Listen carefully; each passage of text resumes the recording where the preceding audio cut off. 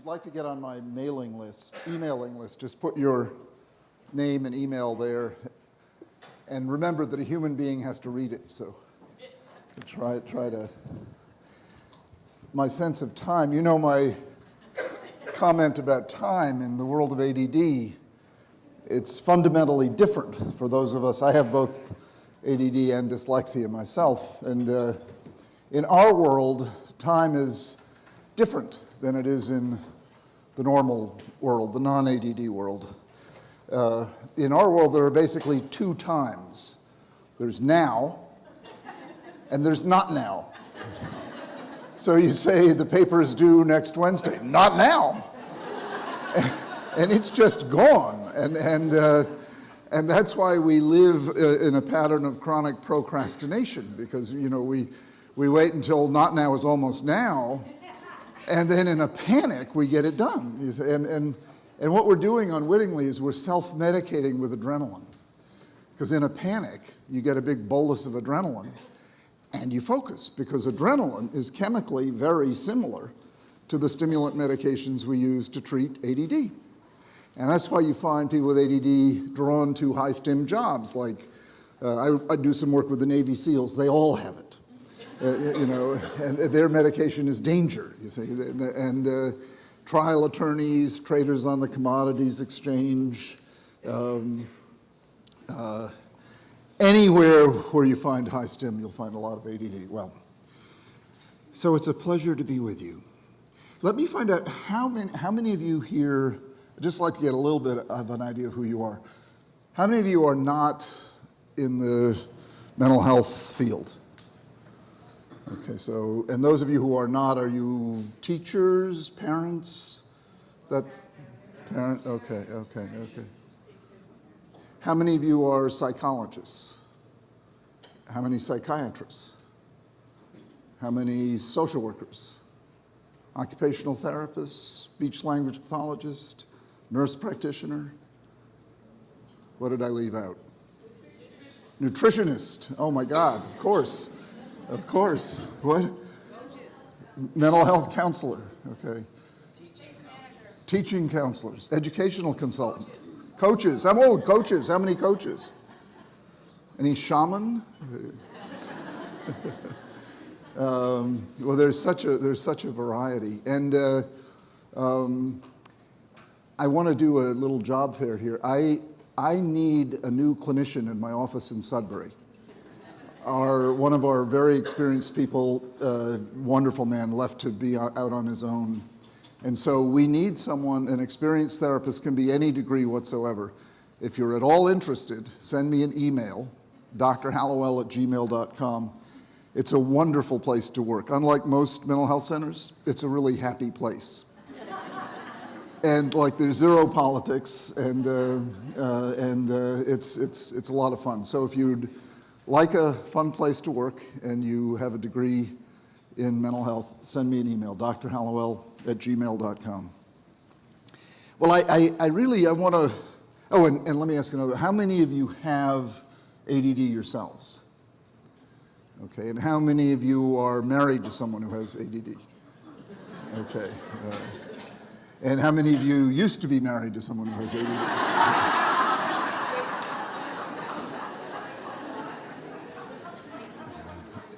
If you want help with that, we have we have in the audience today Melissa Orloff, who is one of the, if not the, world's experts on couples with ADHD. Her work and her seminars are absolutely spectacular. So approach her during the break and pick her brain and go to her website and read her book. She's an incredibly brilliant, empathic, sensitive, wise woman, and can help you a great deal. So when Jim asked me to do this, and by the way, congratulations, Jim, on bringing together this marvelous first annual, right? So you got to do it next year.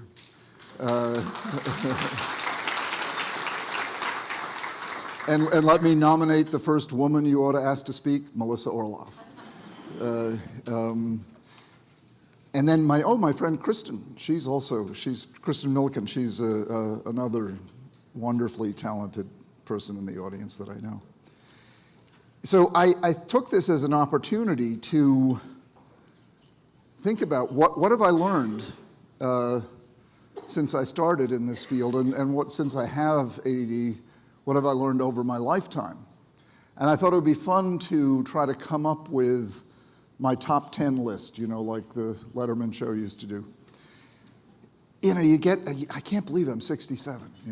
You're all supposed to say, oh, you don't look it.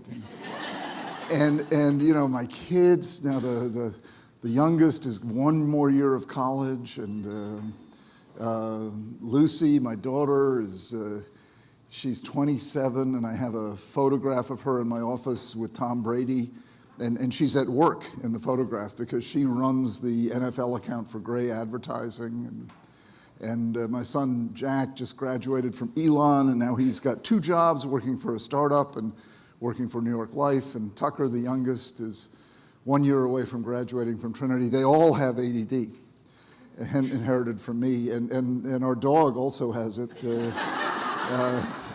Our dog Ziggy, Jack Russell, my wife doesn't have it, but she wonders if it's contagious, and in some ways it is. There's an infectious enthusiasm that people with this condition have. So I thought, wow, what fun. What are the 10 things that I could tell you all about? Since you all have a basic understanding of what ADHD is, I don't have to go into that. So what is my top 10 list? And that's what I will give you today. What have I learned? And I've learned only a small fraction of what there is to learn. The speakers who will follow me have such a wealth of new and exciting and useful information. I'm always a little bit put off, though, when I'm asked in interviews, what's new? What's new? We in this country are preoccupied with what's new. It's got to be new, and even better if it's fast. So if it's new and fast, if it's short and simple and new, we want it. I'm actually much more interested in what's true. And most of what's true isn't new. We just get so wrapped up in promoting what's new. Most of what's new will soon disappear. The test of time is by far the best test for what's true. Now, I'm not opposed to what's new. I learn what's new all the time. But I think in our culture, we're in danger of becoming really superficial. We're going so fast, we're so soundbite oriented, and we're so looking for the glitter. We're so looking for the shiny new toy. We're so looking for the spinner, that they've now outlawed in schools. That we sometimes part company with depth and truth, and we don't go deeply into very much because we're going so fast. So preparing for this talk gave me a chance to go deeply into my own experience and to come up with 10, not sound bites, but 10 bits of information, of experience that I'll share with you right now. So number 1 at the top of the list in terms of what I have learned in 65 years, at the top of the list is the reframing of ADHD. When I first learned about this condition in 1981, I'd never heard of it until then. I knew I was a slow reader. That's a common dyslexia. If you want a quick definition of dyslexia, you are slow to read and spell your native language. They write 1,000-page books that make it sound a lot more complicated than that, but that's basically what it is. So I'm an incredibly slow reader, and I'd always known that, but I majored in English in college, so being a slow reader does not mean you can't use words. So I knew I was a slow reader, but then I learned about this thing called ADD in 1981. And I realized that was me. And I also realized that the medical model, because this is where it came from, came through the channels of medicine, is all geared toward pathology. It's all geared toward what's wrong. You learn in medical school how people get sick. You don't go to the doctor because you're feeling so good. You don't say, oh, I'm feeling really good today, I better go see my doctor. You know, so it's just in our DNA, it's in our training. We are trained in pathology. We are trained in what's wrong. And that's the way I was taught about ADD, attention deficit disorder. And then they expanded it a little bit. These people who make up the names, honest to God, they I don't know what, but so now it's attention deficit hyperactivity disorder. And nobody stops to think, what does that sound like to someone who doesn't know what it is? What it sounds like is something awful. You have attention deficit hyperactivity disorder. Woo! And I, as I learned more about this condition, both in myself and other people, I realized that this was not an entirely pathologic thing to have. Well, that was heretical. And people took me to task. And, you know, they said, don't talk about it as if it has any positives. Nobody's going to fund research into something that's positive. You know, research only goes to sickness and pathology and deficits and disorders. Nobody's going to fund something if it's good. You know, so please stop talking like that. Well, of course, I couldn't stop talking like that because I knew that it was true, that this condition is a multifaceted condition. This condition is, and what makes it so interesting, is it's composed of positive attributes and negative attributes. And they're all glumped in together. You can't separate one out from the other. And so, you know, that's really true about most mental conditions. It's true about the mind in general. No one's mind is entirely good or entirely bad. No one is entirely smart or entirely stupid. You know, no one is entirely crazy or entirely sane. We're all a little bit of both. And the job, I see it, of mental health professionals is to describe, identify, search out what are the strengths, what are the obstacles. And that should be our diagnosis, a description rooted in what are you good at, what are you bad at, what would you like to get better at, what are you not interested in, you know, and when you approach it that way, it's so much fun. And it's so liberating. And so, you know, the strength-based model, which I now believe in passionately because it's true, I think I got my first taste of it and the power of it, that it's more than just semantic, when I was in the first grade. And those of you who have heard me talk before have heard this story, because I tell it in almost every talk I give. I showed up for first grade in 1955 in a little town on Cape Cod called Chatham, which is where I grew up. And 1955, Chatham was a snoozy little town, not a very sophisticated population. We used to call it a drinking town with a fishing problem.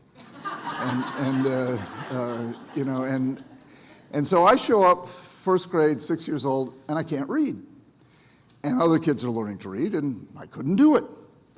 Well, back then in Chatham, if you a little boy or girl who couldn't learn to read, they didn't have learning specialists. Your diagnosis was perfectly obvious. Stupid. You know, and the treatment plan, try harder. And, you know, they had punishments to help you try harder, put you in the corner, put a dunce cap on you. They spanked some kids to make sure they were trying hard enough. And if none of that worked, very stupid. It's the way of the world. Some people are smart and some people are stupid. Well, I was one of the many reasons I believe in God. I had this wonderful first grade teacher by the name of Mrs. Eldridge. And she had no formal training in reading that I know of, except she'd been teaching first grade for about 75 years. And she was this short little lady with gray curly hair, little spectacles, rosy red cheeks. And she knew there was more to reading problems than smart and stupid. And there were better ways to help than humiliate, shame, and punish. That's radical that she knew that, by the way, in 1955. And by the way, that's really all teachers need to know. If you know that much, you're way ahead of the game. So what would she do? She would come down during reading period, and we'd be sitting at these little round tables, taking turns reading out loud, See, Spot, Run, remember those books? And I'd come to be my turn, and I couldn't do it. I'd stammer, I'd stutter. And so she would just come over and sit down next to me on one of those little chairs. I don't know how she got her bottom into one of those chairs, but she did. And she would, it was back when old ladies used to wear a lot of powder. So she'd sort of arrive like a sugar donut, you know, sprinkling, you know, and create this little lilac-scented cloud that, you know, and then she'd put her arm around me. So there'd be her forearm there, my little head right there, and this enormous cushion right here. And she would hug me into that. And as I would stammer and stutter, none of the other kids would laugh at me because I had the mafia sitting next to me.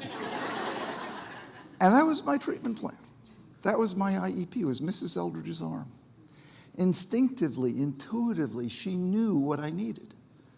I looked forward to reading period, and that's pretty amazing to take a 6-year-old little boy and have him look forward to publicly demonstrating his incompetence, which is what I did every day. I looked forward to that hug. But without knowing it, I also looked forward to the feeling of safety and the chance for my disabled, disordered, dyslexic brain to begin to inch its way out, the talented part, to begin to inch its way out. By the end of the year, I was still the worst reader in the class, but I was the most enthusiastic student of reading.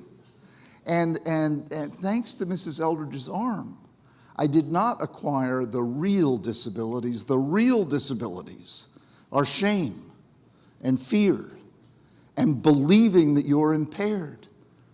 And that's really been proven with Carol Dweck's work on growth mindset. I didn't acquire the real disabilities thanks to that arm. Now, to this day, I'm an incredibly slow reader. It takes me forever to get through a book. My wife says, I don't know how you know anything. You know, it's just so hard for me to read. But I majored in English at Harvard College and graduated with high honors while doing pre-med. That would not have happened had I had a different first grade teacher. And so it was really Mrs. Eldridge who taught me the power of the strength-based model, who taught me how much more you get by looking for the strength and by preventing a person from being subjected to ridicule and shame and punishment. It's so much more than semantics. It's so much more than spin doctoring. It really is about truth and how to draw out the best in a person. If you want to draw out the best in a person, you have to make that person feel safe. My dear friend and teacher who's now in heaven, Priscilla Vale, who wrote some of the best ever written on learning differences, her book, Smart Kids with School Problems, is an absolute classic. If you want to get an absolute classic book, Smart Kids with School Problems, Priscilla Vale, V-A-I-L. And her word for these kids, like me, were conundrum kids. She didn't use the diagnostic terms. She just called them conundrum kids. And I think that so sums it up. Anyway, the power of looking for the positive is I think the most important thing that I've learned over the course of my lifetime. Now, when someone comes to see me, we do the standard diagnostic interview. We take the history. By the way, most people think there's a test for ADHD. There is no test. The closest thing we have to a true test is the history. And that's being run out of town by checklists and screening tools, and everything's got to be computerized. And I have nothing against that. We use them. But the oldest test in the history of medicine is still the best test. So you sit down and talk to someone. You sit down and talk to someone. Tell me your story. Do you know how rarely a person gets to tell his or her story to a doctor, or to anyone for that matter? It's an incredibly powerful tool. So we take the history, and then we do testing. Testing is wonderful. It's just not definitive. I'd never say don't get neuropsych testing. I love it. But it is not definitive. It provides a lot of useful information. Absolutely. We get it all the time. Then you put those two together and you come up with your best guess, which is otherwise known as a diagnosis.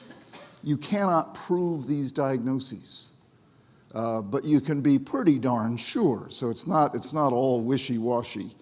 And so when I present it, let's say it's a 10-year-old boy sitting in my office with parents on either side. And the little boy is bored, of course, and I say to him, I have great news for you. And he looks up, and I say, we've gotten to know you. And his parents are looking. You've got an amazing brain. You've got a Ferrari engine for a brain. You've got this incredibly powerful brain. You are way lucky. I say, but then there's one problem. You've got bicycle brakes. And he nods, yeah, because he gets it immediately. He gets it. You have trouble controlling the power of your brain. And I say, but don't worry, I'm a brake specialist. And if we work together over the years, and it does take years, it's not something that you're going to take care of in an instant. If we work together, you will strengthen those brakes and you will become a champion. You will win races. You will change the world. And then I tell them some stories of hugely successful people who have it. And the kid leaves my office, and the parents leave my office feeling understood at last. Instead of pigeonholed, categorized, DSM-5ized, they leave feeling understood. Yes, this kid's got a ton of talent, and he's got a lot to work on. He's got a ton of energy, a ton of imagination, a ton of creativity, and he can't control it. So that's what we got to work on. But they leave full of hope because they know, number one, it's correct, and number two, the positives have been identified, and number three, that yes, there's work to be done. But they leave motivated and hopeful and excited. Instead of the medical deficit-based approach, you have ADHD, and this is all the stuff you need to do. They leave demoralized. They leave avoidant. They leave depressed. The parents think they've just been given not a death sentence, but a, tone down your expectations sentence. And the kid feels like he's been told he's a loser because they see through the euphemisms. The kid feels he's just been told he's a loser, a retard. And these are the words they use. So unwittingly, my profession is creating the real disabilities and neglecting the golden opportunity to change the life so much better that Mrs. Eldridge stumbled into completely inadvertently. We need to get passionate about the power of identifying the positive, simultaneously not ignoring the negative. I'm the first one to admit, to acknowledge, to warn, to caution that the prisons are full of people with undiagnosed ADHD. The halls of the addicted, the halls of the unemployed, the multiply divorced, the people who can't stay in a relationship, can't stay in a job. Way overrepresented with ADHD. So yes, a Ferrari with no brakes is a very dangerous instrument. But a Ferrari with brakes wins races. And these kids get it instantly. And it really does sum up what ADHD is all about. Russ Barkley, one of the great researchers in the field, says ADHD is essentially a condition of disinhibition. Your brain is relatively disinhibited. Well, weak brakes. You can't inhibit incoming stimuli, hence you're distractible. You can't inhibit outgoing impulses, hence you're impulsive and hyperactive. What Russ calls the holy trinity of ADD, distractibility, impulsivity, hyperactivity. But turn each one of those on its head. Turn each one of those negative symptoms on its head. What do you get? The flip side of distractibility? Curiosity. What's that? What's that? What's that? What's that? These kids are endlessly curious, often gets them into trouble. You know, they look where they shouldn't look, they go where they shouldn't go. They're driven by curiosity, not by rules. They're driven by curiosity, and that, if you learn how to control it, is a major life asset that you can't teach. It just bubbles up within them. What's that about? What's that about? When I was a kid, I was called the question box. I couldn't stop asking questions, you know, and I just couldn't stop asking. That's what these kids are like. Impulsivity. Oh, that's so bad. You're so impulsive. What is creativity but impulsivity gone right? You don't plan to have a creative thought. You don't say it is 9:15, time for my creative idea, and lay it like an egg, you know? No, creativity depends upon impulsivity, spontaneity. If you're disinhibition, if you're not somewhat disinhibited, you're not going to be creative. And that's why these folks who have what I call attention surplus disorder never have new ideas, because their brain won't let them come up to the surface. They're extinguished before they reach consciousness. And these are the bureaucrats. These are the people, you know, who get in the way. Because, you know, what they worship are rules. Rules, and rules about rules, and more rules and rules. That's what they sit all day doing. How can we enforce rules? How can we make up more rules? How can we, and you know what drives them really? They're jealous of people who actually have an imagination. Because they know they're missing something that's really cool. So, and then hyperactivity, you get to be my age, it's called energy, you know? Thank goodness I have this little turbo pack, you know? So the point being that if you look at this condition in its marvelous complexity and not reduce it to the list of symptoms that's usually trotted out, it's incredibly rich, incredibly complicated. It can be devastatingly difficult. It can be absolutely horribly difficult to manage. But at the same time, it can confer benefits that cannot be bought and cannot be taught. And our job as mental health professionals is to help people tap into the positive and contain, redirect the negative. That's what I do. I tell people I don't treat disabilities. I help people unwrap their gifts.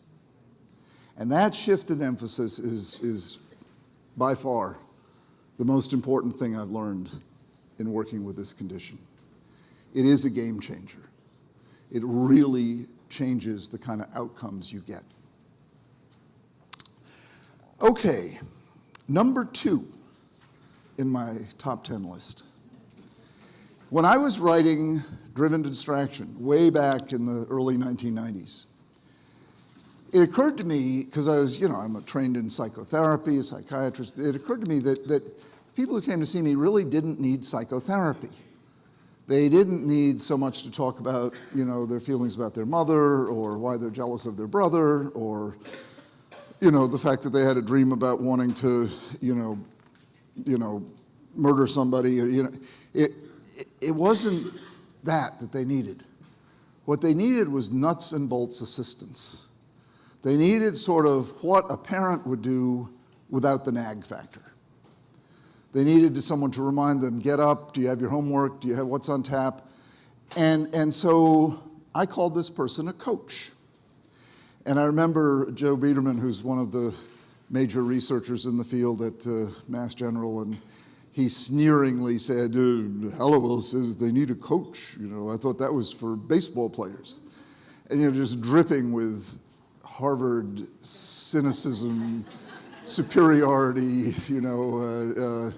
and just as if I were the village idiot. And most people don't know that I invented coaching, but I did in Driven to Distraction, and I had a little model for it. And then, thank goodness, it took off. Other people picked up on it, and now coaching is a whole industry. There are coach universities. There's McLean Hospital has a division of coaching. There's executive coaches.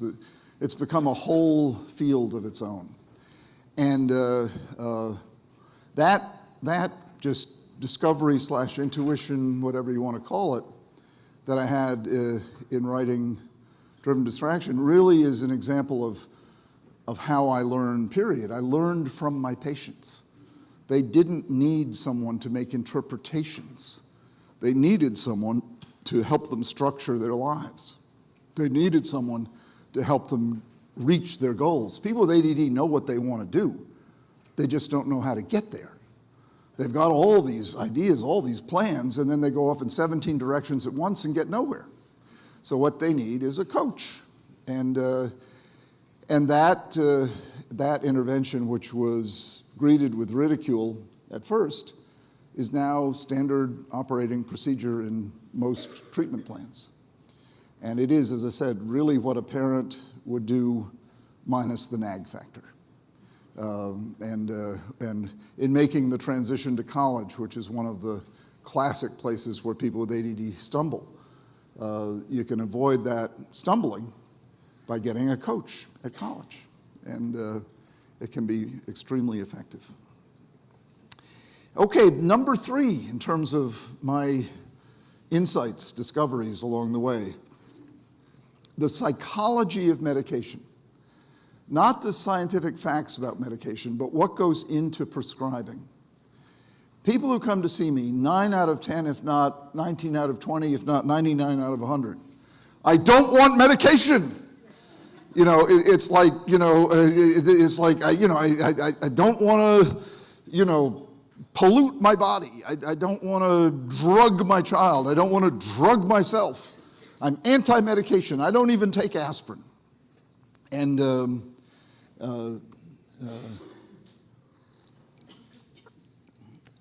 one wise man called this psychopharmacological Calvinism.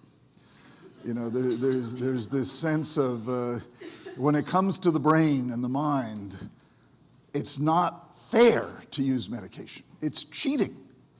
And there's often the sense of I'd rather fail my way than to succeed with help. And it's the analogy I often use. It's like saying, no, I won't wear eyeglasses. I'm going to squint.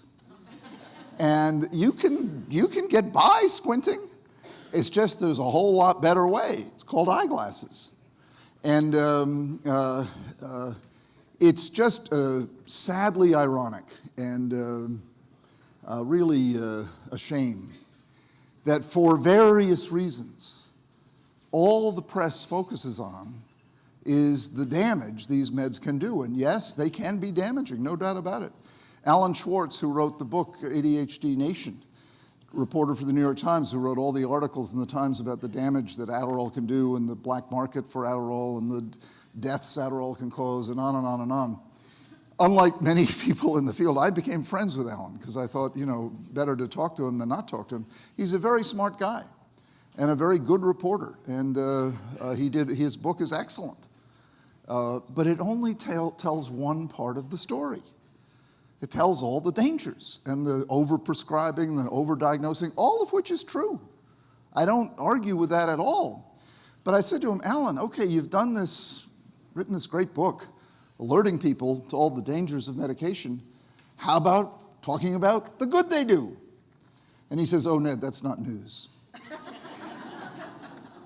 So I guess news has to be bad in order to qualify as news. News has to be scary. News has to be upsetting to make it to the papers. And the good news that stimulant medication used properly changes lives dramatically for the better, most people don't know that.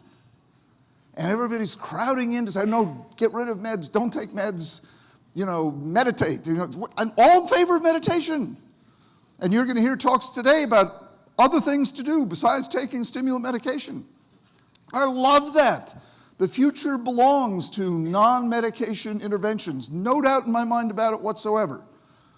The future lies in terms of brain interventions, not with prescription medications, and particularly stimulant medications. But as of right now, they're a wonder drug when used properly. And it's just a shame that people don't know that people are so afraid of it. So that's why I say the psychology of medication, the biology of medication is very straightforward. When these meds work, and by that I mean produce target symptom improvement, namely increased focus, more control, strengthen your brakes, when they work, they're amazing.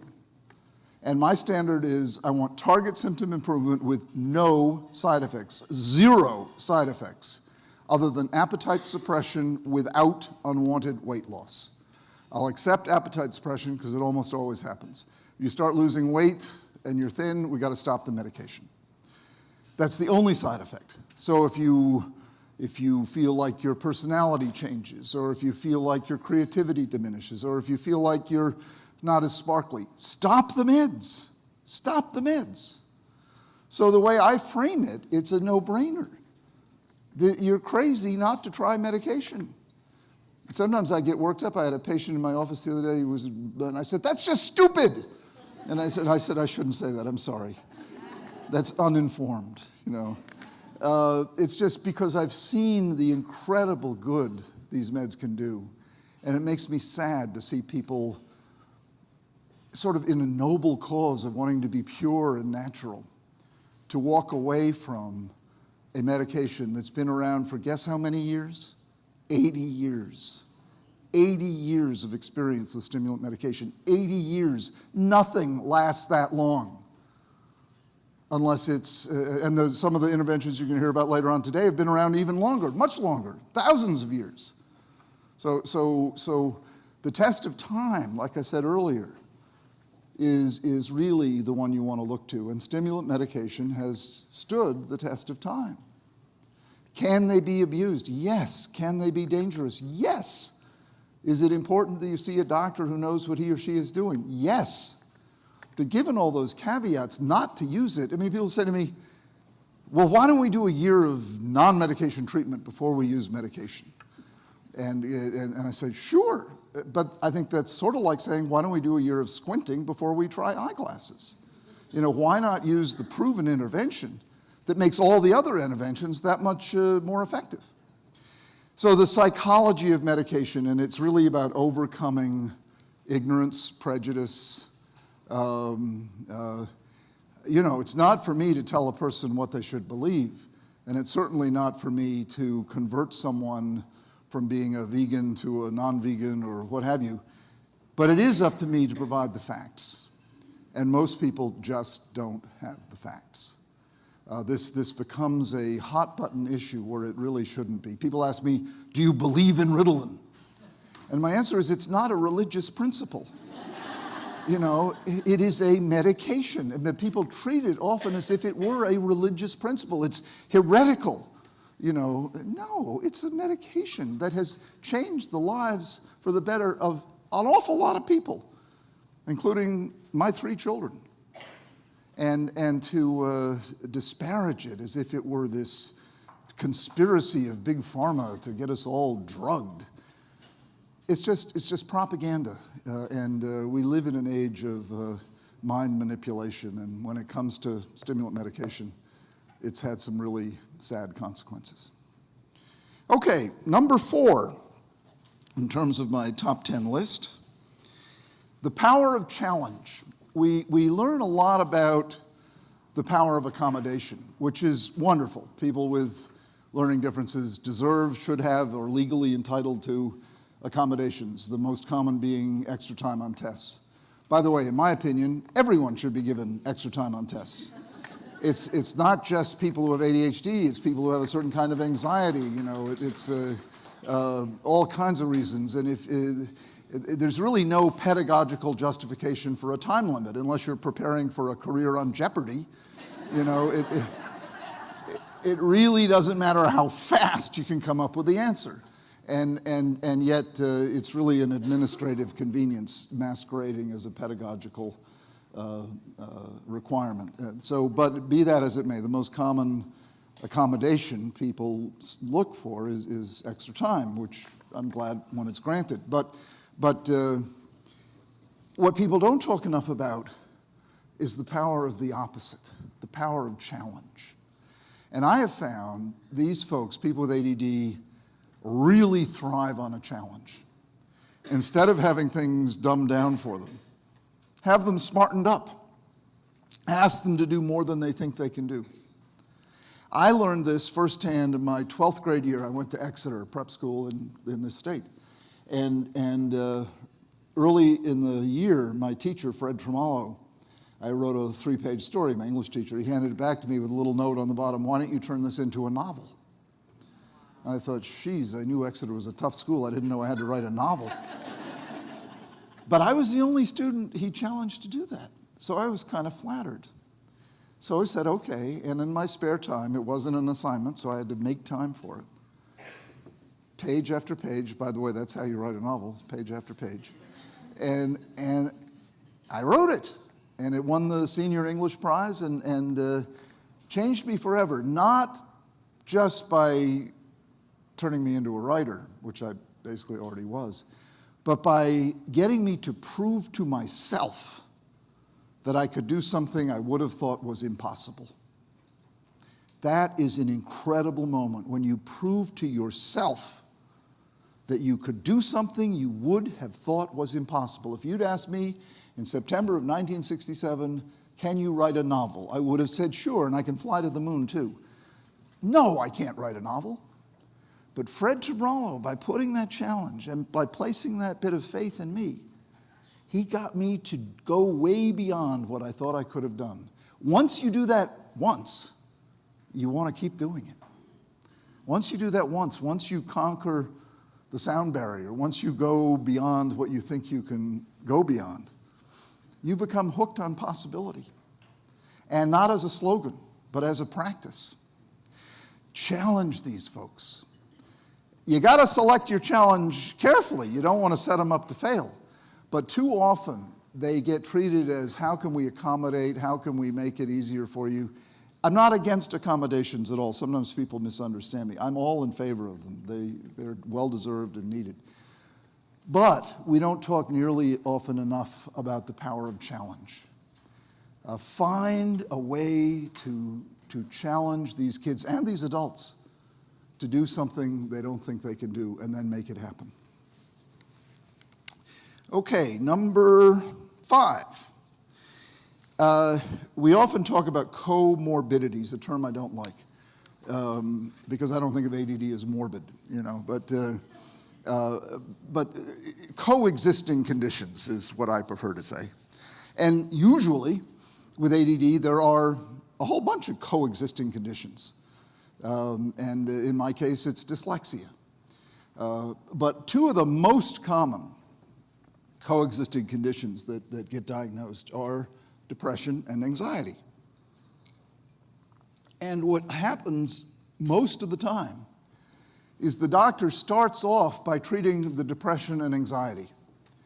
They get put on an SSRI for those who don't know SSRI, antidepressants, anti-anxiety.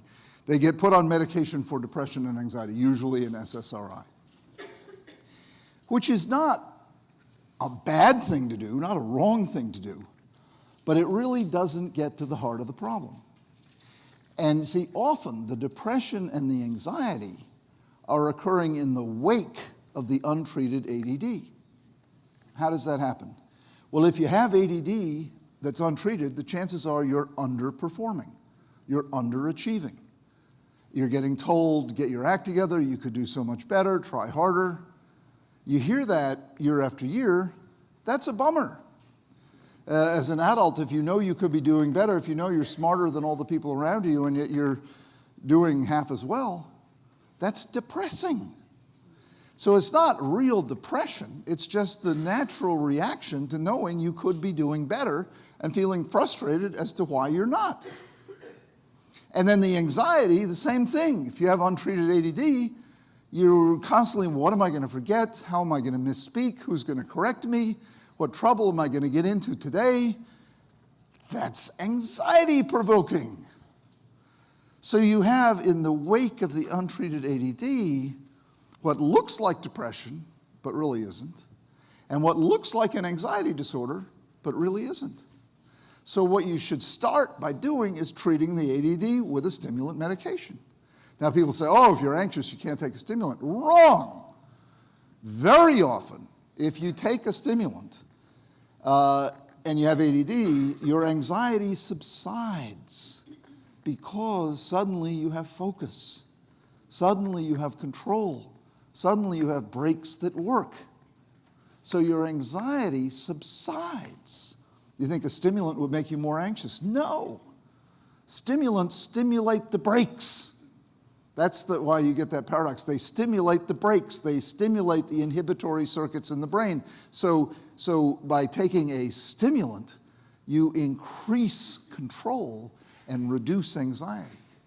And by getting focus, you achieve at a higher level. You feel so much better. Your so-called depression disappears. So it's just a little mistake, if you will, that I've seen so many times now, where the person is diagnosed with depression, anxiety, and ADD, and they're put on an SSRI. Plus, remember, SSRIs have their own package of side effects. I think they're, talk about a medicine that's overprescribed. SSRIs are cognitively dulling. They cost you a few IQ points, and they can take away libido. And you know, libido, it's not just having sex, it's the feeling of being sexual.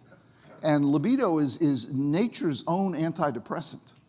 If you have a feeling of being sexual, that is a natural invigorator. And to take that away from someone who's already depressed, it seems to me a colossal mistake. I think we underestimate the impact of doing that because we, in general, get nervous in talking about sex. And we shouldn't be. We should embrace it. It's a wonderful part of life that you don't want to take away from someone. So for those reasons, I urge you to start your treatment with a stimulant for ADD and not go to an SSRI until you absolutely need to.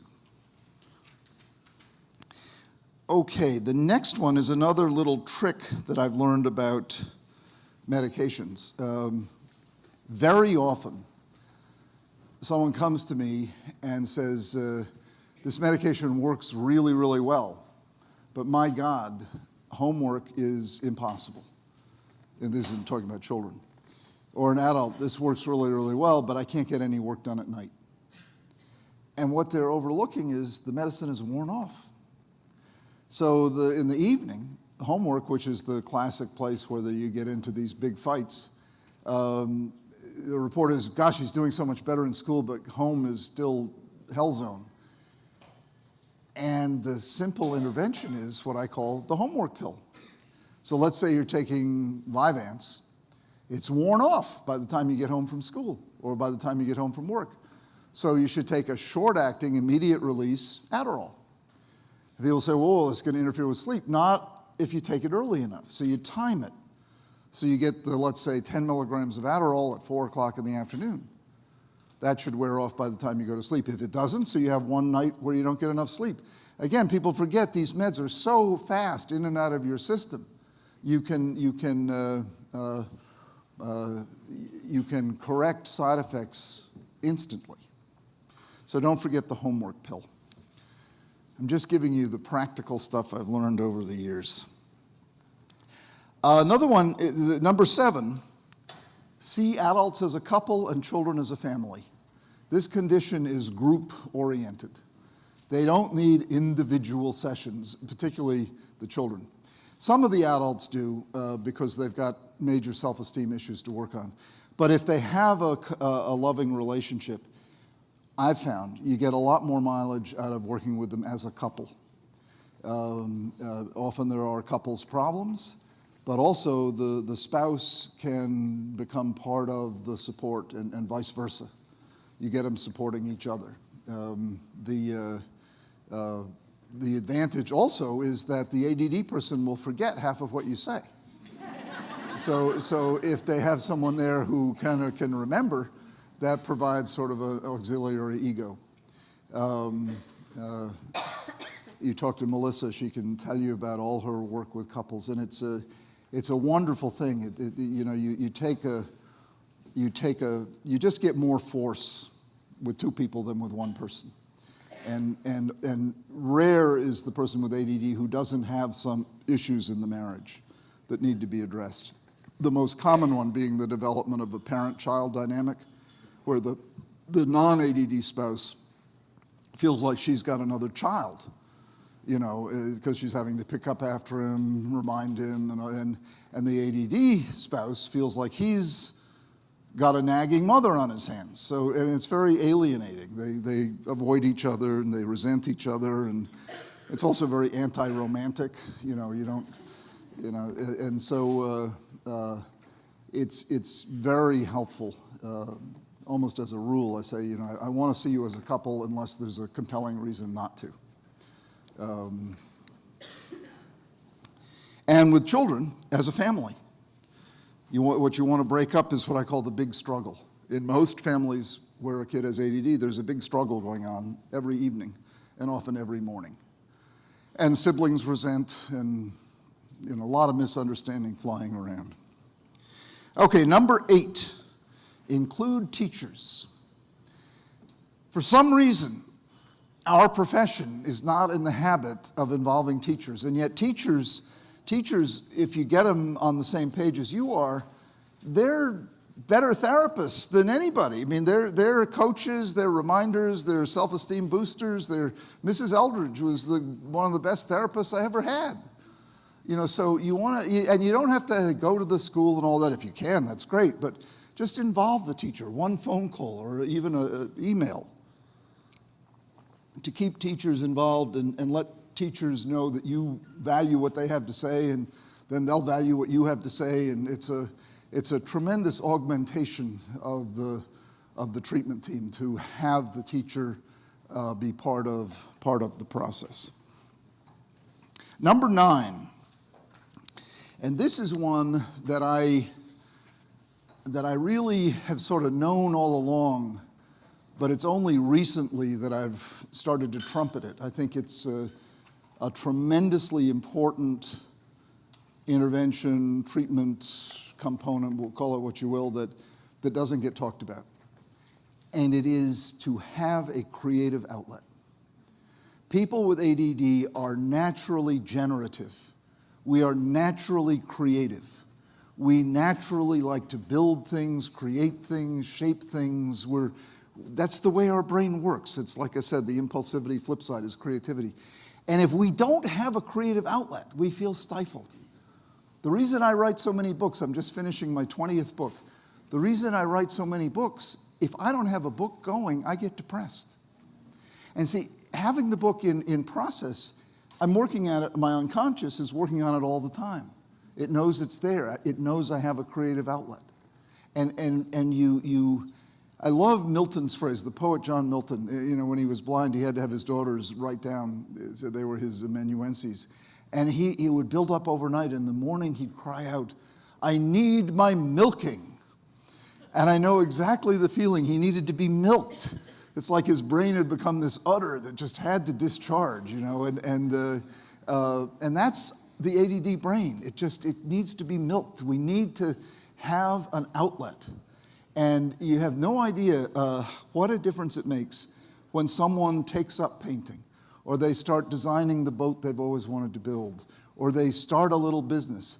Your job itself is usually not enough. It's usually something else, because the job takes on kind of humdrum obligation, stuff you really don't want to do. So it doesn't confer it can, but most of the time I've gotten the biggest benefit by persuading these people of any age. I had a kid in my office in New York yesterday who, in high school, he'd gone to Italy, learned how to make gelato. He came back to New York and he opened a pop-up shop in the village selling the gelato that he made. This is in high school. And it became a wildly successful business. And that kind of thing, it's not the success. People misunderstand. It's not the success cure that we're looking for. It's having the creative outlet. And it begins by your saying, you know, you've got a lot of creativity, because often it's gotten buried under negative energy and rejection and bad self-esteem, and I'm just a loser. And so you have to push all that aside and say, no, you've got a spark. You've got a particularly vivid imagination. What about that idea where you wanted to turn soap into castles, or whatever it is? You begin playing around a little bit, and they'll start popping up. I call the ADD brain is like a popcorn machine. You get that popping, and they'll come up with more ideas than you can possibly keep track of. So build that into your treatment plan, right along with getting a coach. Get a creative outlet, and you can't just snap your fingers. So you brainstorm. And the whole art of brainstorming, people with ADD are very good at brainstorming. And then you can send them to a coach to help with implementation, because we're not so good with implementation. But so you start with the idea, and then you build on it, and you promote it, you develop it. The creative outlet, I think is really, I've really fallen in love with this particular intervention. It's also a lot more fun than a lot of the stuff we ask these folks to do. We're asking them to play. We're basically saying play. And Kirsten over there is a play maven, and we're basically saying play, and then do something with your play, channel it, develop it. I think play is really the most advanced activity of the human brain, and wherever you find play, you'll find productivity of a special kind. Okay, the final number 10 on my top 10 list, and we will end with time for questions. Number 10, really my favorite, and really the cornerstone of everything I've written, is the power of connection. The power of connection. If there is one force in all of life that drives pretty much everything that's good, it's the force of connection. At its most distilled, at its most intense, we call it love.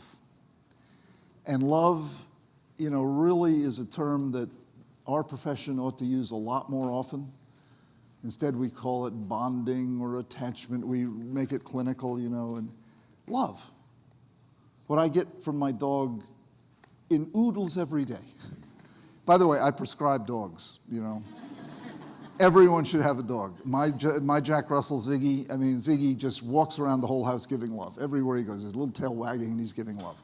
And everyone, if you can have a dog, if possible, have a dog. But love and connection is, the Beatles were right. Love is the answer. Connection is the answer. And it doesn't just have to be to a person or a dog. It can be to a place. For some people, it's their garden. I have a patient who says, my garden is so important to me. I love my garden. And now she's really upset because rabbits are getting, but it could be a garden. It could be an idea. It could be a creative project. You're connected to this thing you're trying to develop. It could be a club, a team, an organization. It could be the past. It could be to your family, to your neighborhood, connection to the world of ideas, some kind of spiritual connection. I happen to be Episcopalian, and our church, Christ Church in Cambridge, is an incredibly important part of my life. I love one of our pastors, who's this young, wonderful man, he said, believing in God in this town, being Cambridge, is sort of like having a pet monkey. You have to sort of explain yourself. And people say, what is that? What, do you have a pet monkey? What, you believe in God, really? And so it sets you apart, at least in the Cambridge atmosphere. But you don't, by a spiritual connection, I don't mean belief in God. I mean some connection to what is beyond knowledge. Some connection to what is beyond knowledge. I love the prayer that says, Lord, help me always to search for the truth, but spare me the company of those who have found it. So it's not a matter of doctrine and dogma and all that kind of stuff. It's a matter of honoring the search. Here we are on this planet, and nobody knows where we go after we die. Nobody knows where we came from. Nobody knows why we're here. And all these wonderfully dizzying, infinite questions. And often in this very scientific, pragmatic age, if you can't answer it, you don't ask it. But it's important to keep asking it. Because in the asking, you begin to have intuitions, you begin to have intimations. And particularly if you're doing it with other people, this force of connection gets going.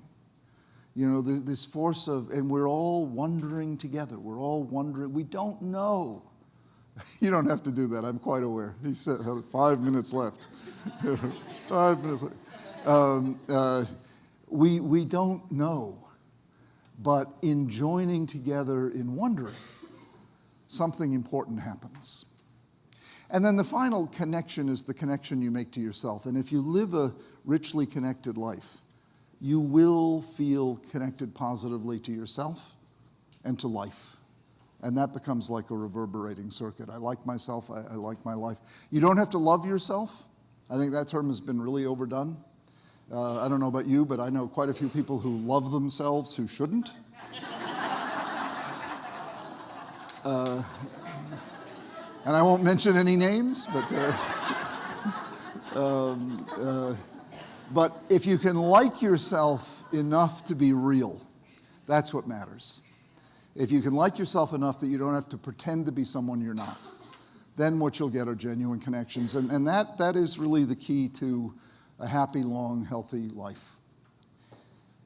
The danger these days is that we're so connected electronically that we disconnect interpersonally. The human moment is disappearing. The human moment being what we're doing right now, face to face, being supplanted by the electronic moment. Now, I'm not opposed in any way to the electronic moment. I just don't want it to run over and take over the human connection. Because the human connection is, by far, the most powerful force that we've got for pretty much everything that's good in life.